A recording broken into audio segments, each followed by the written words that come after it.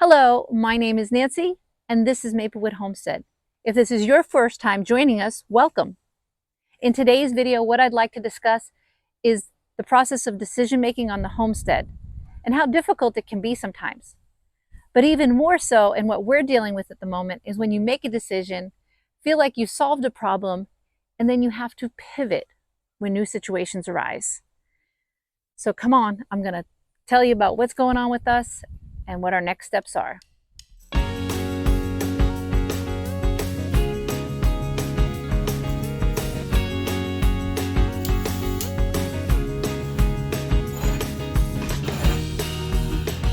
Before I get into the details, let me tell you what I'm doing down in the barn today.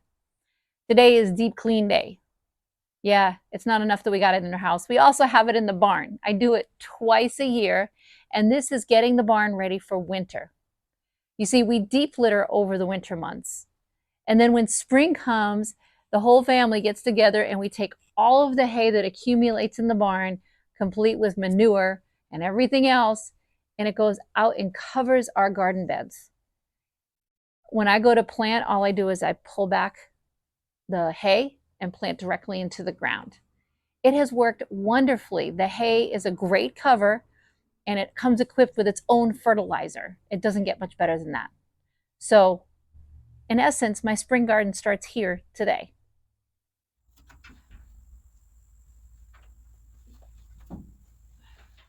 Another reason we need to clean out the barn is we have to put Sophie somewhere today. Looks like they got a duck, a baby duckling, and an Orpington. There's only 8 now. There were 9 yesterday.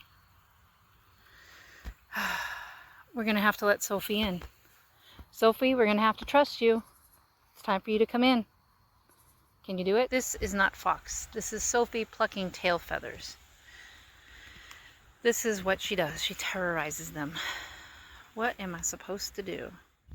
I know I said in the last video it was okay that she was messing with the chickens and kind of disturbing them because them being disturbed was a bit better than them being dead. But I can't. All of the livestock on our farm really need to have a peaceable life. And so for that reason, Sophie's still too young to not chase the chickens. Thor, when he was young, he had a tendency to do that, and we had to separate him for a while, and now he's fully trained, can be around them, and doesn't torment them.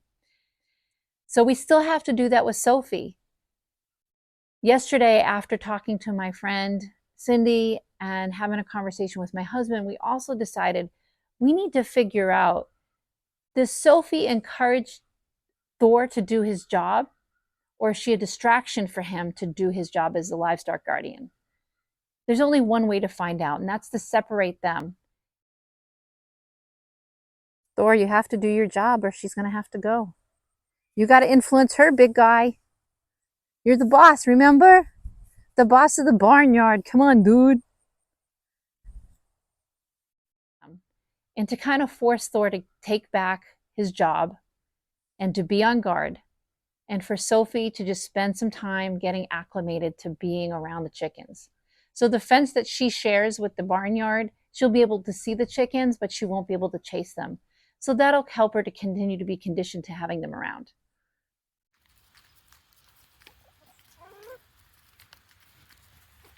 Sophie does have a few more months before we feel like she's mature enough to be amongst the livestock.